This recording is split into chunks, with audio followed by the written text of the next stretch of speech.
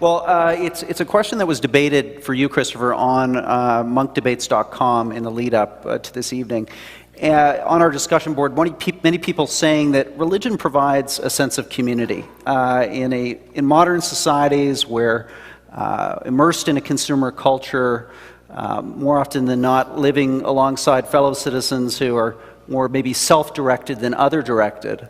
What do you say about the pure community function of religion? Isn't that a public good, a valid public good of religious belief? Absolutely. I say good luck to it. And the way I phrase it in my book, it's available at fine bookstores everywhere, is that I propose a pact with the faithful.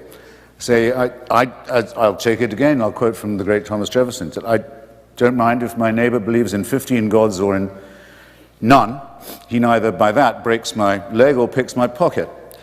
I would echo that and say that as long as you don't want your religion taught to my children in school, given a government subsidy, imposed on me by violence, any of these things, you are fine by me. I would prefer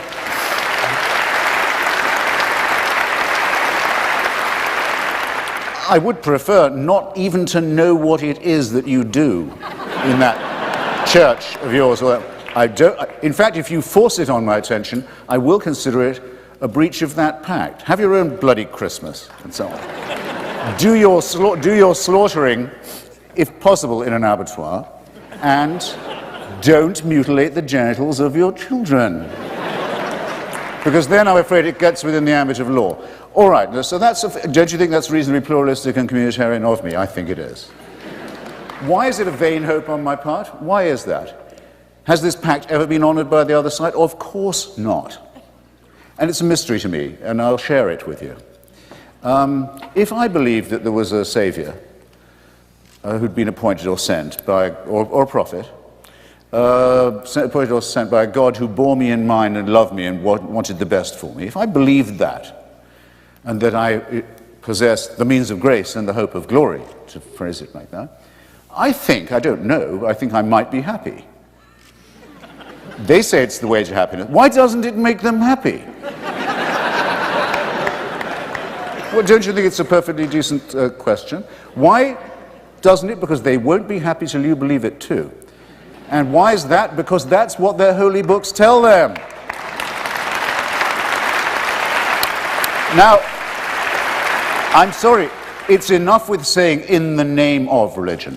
Do these texts say that until every knee bows at the name of Jesus and so on, there will be no happiness? Of course it is what they say.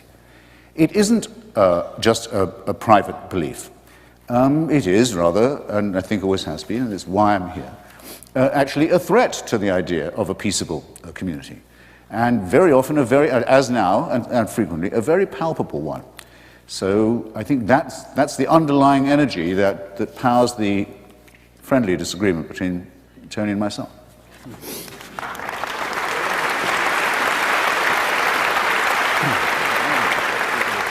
Tony, would you like to come back on that topic of religion and community, or move on to another question? Let's move on. Also on our website, big discussion around the topic of religion and its role in the invasion of Iraq. And Mr. Blair, the question is for you, and it's about something that many people posted about, something you said once about the interplay of religion and politics. And to quote you directly, you said, "What faith can do is not tell you what is right, but give you the strength to do it." The question being, what role did faith play in your most important decision as Prime Minister, the invasion of Iraq? I think we can nail this one pretty easily. It was not about religious faith. And, you know, one of the things that I sometimes say to people is look, the thing about religion and religious faith is if you're a person of faith, it's part of your character, it defines you in many ways as a human being. It doesn't do the policy answers, I'm afraid. Okay? So as I used to say to people, you know, you don't go into church and look heavenward and say to God, right, next year the minimum wage, is it £6.50 or £7? Unfortunately, it doesn't tell you the answer. And even on the major decisions that are to do with war and peace that I've taken. They were decisions based on policy, and so they should be, and you may disagree with those decisions, but they were taken because I genuinely believe them to be right.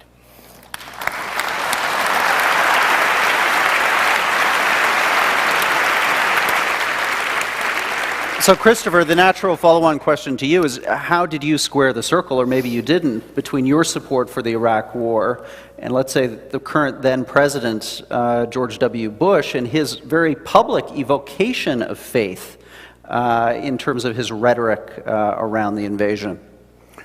Well, I don't remember. In fact, I don't think you can point out to me any moment where George Bush said he was under divine order or had any divine warrant for the intervention in Iraq. I'm perfectly certain that he might not have minded at some points giving that impression, but he wanted to give that impression about everything that he did.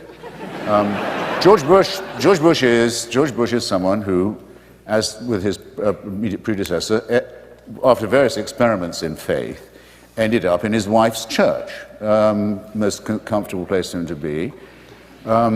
She's after all is the one who said to him, "If you take another drink, you scumbag, I'm leaving and taking the kids," which is his way of saying he found Jesus and gave up the bottle.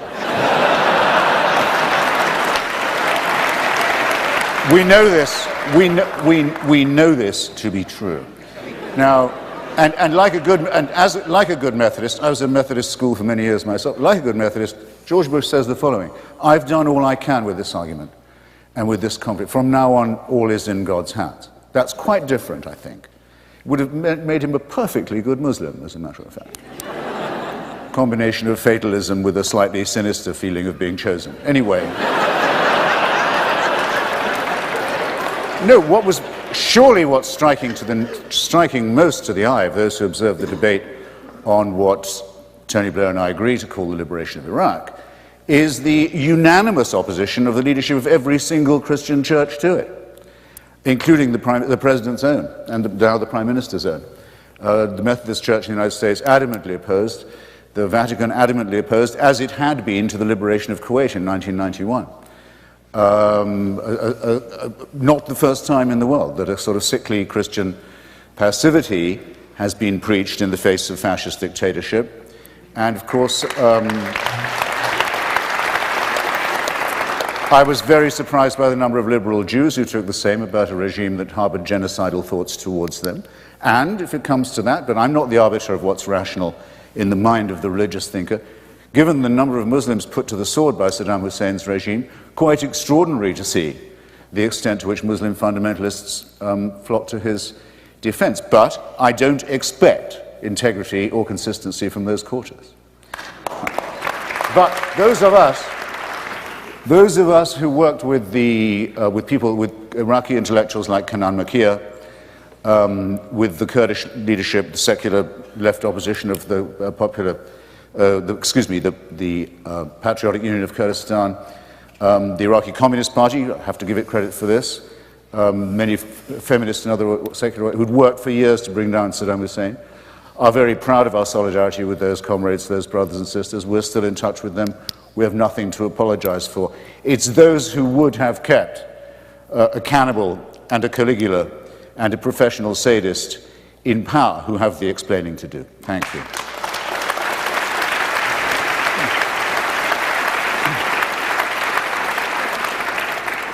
Well, I want to be conscious of our time and go to our two final on-stage questions, and I believe the first one is for Mr. Blair, a student at the Monk School of Global Affairs. Introduce yourself and ask your question to Mr. Blair. Yes, good evening. My name is Jonah Cantor, and my question pertains to something that's come up earlier this evening. Religion on both sides is often seen as an obstacle to peace in the Middle East, and I was wondering what role you believe faith can play in a positive manner in helping to bring peace between Israelis and Palestinians. Well, I remember a few months back I was in Jericho, and when you go out from Jericho, they took me up to, we went to visit the Mount of Temptation, which is where I think they take all the politicians. And the guide that was showing us around, the Palestinian guide, he suddenly stopped at one point and he said, this part of the world, he said, Moses, Jesus, Muhammad, why did they all have to come here? And I sort of said, well, supposing they hadn't, would everything be fine? And he said, oh, probably not.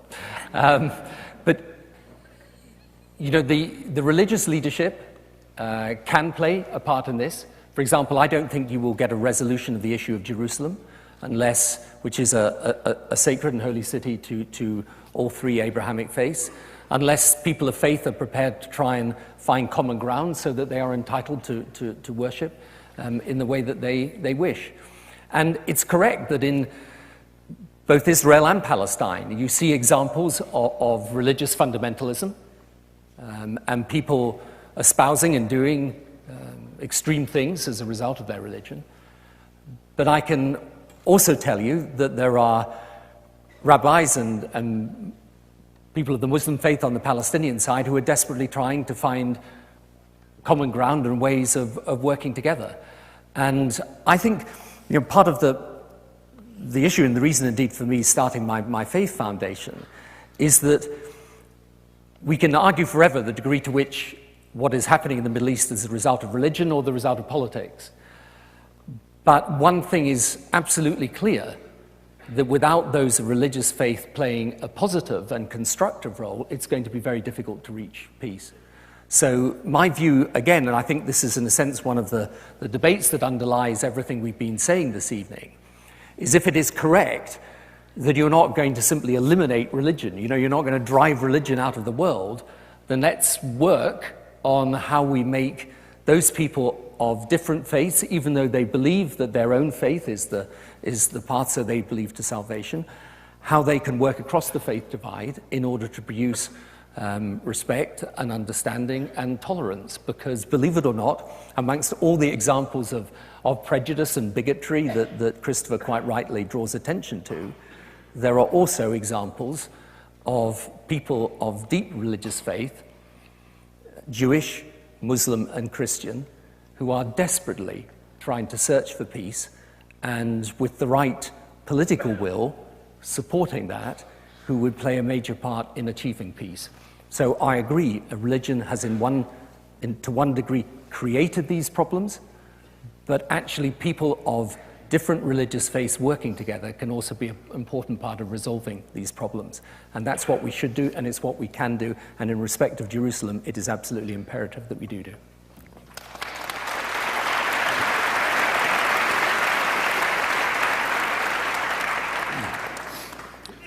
Visitor goes to the Western Wall. Anything he can do. Visitor goes to the Western Wall, sees a man tearing at his beard, banging his head on the wall, shoving messages into it at the rate of knots, wailing and flailing, watches with fascination. When the guy finally breaks off, says, "Excuse me, I couldn't help noticing you were being unusually devout in your addresses to the wall, to the divines. Do you mind if I asked you what you were praying for?" He said, "I was praying that there should be peace, that there should be mutual love and respect between all the peoples in this area." And he said, "And what do you think?" says the visitor. Says, "Well, it's like talking to the wall."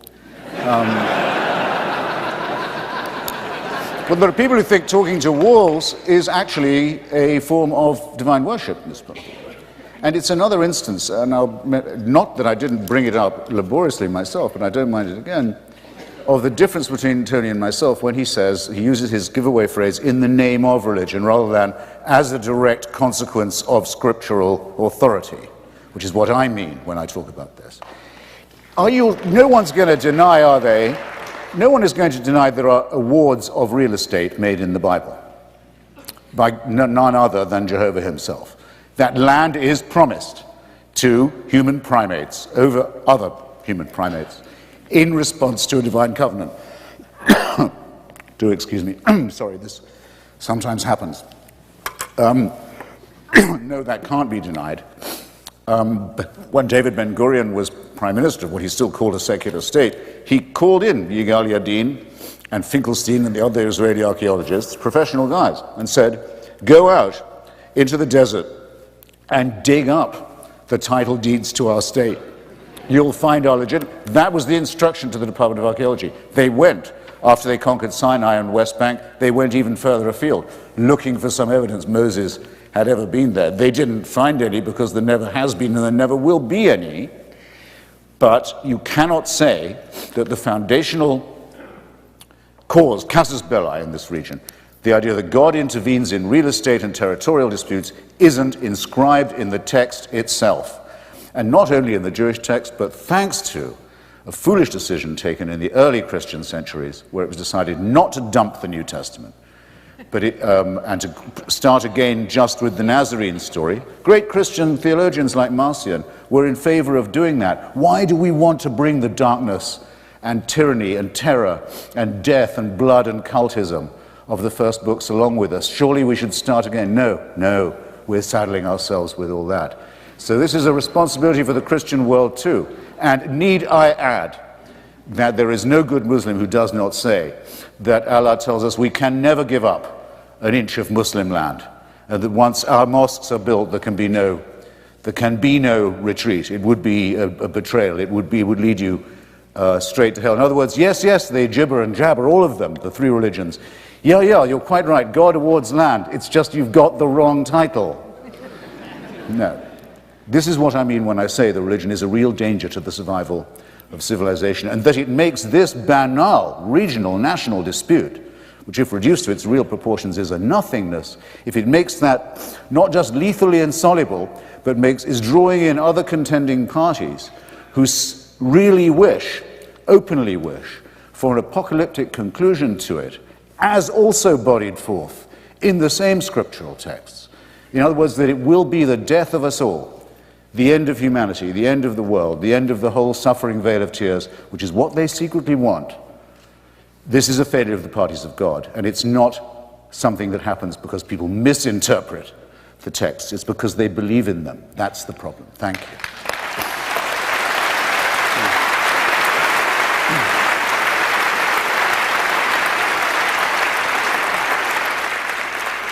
Tony, would you like a quick rejoinder, or can I move on to our final question for this session? Whichever you like. Well, great. We have I think, the perfect final question. And it's from another student at the Monk School for Global Affairs, Dana Wagner. Where are you, Dana? Here you are.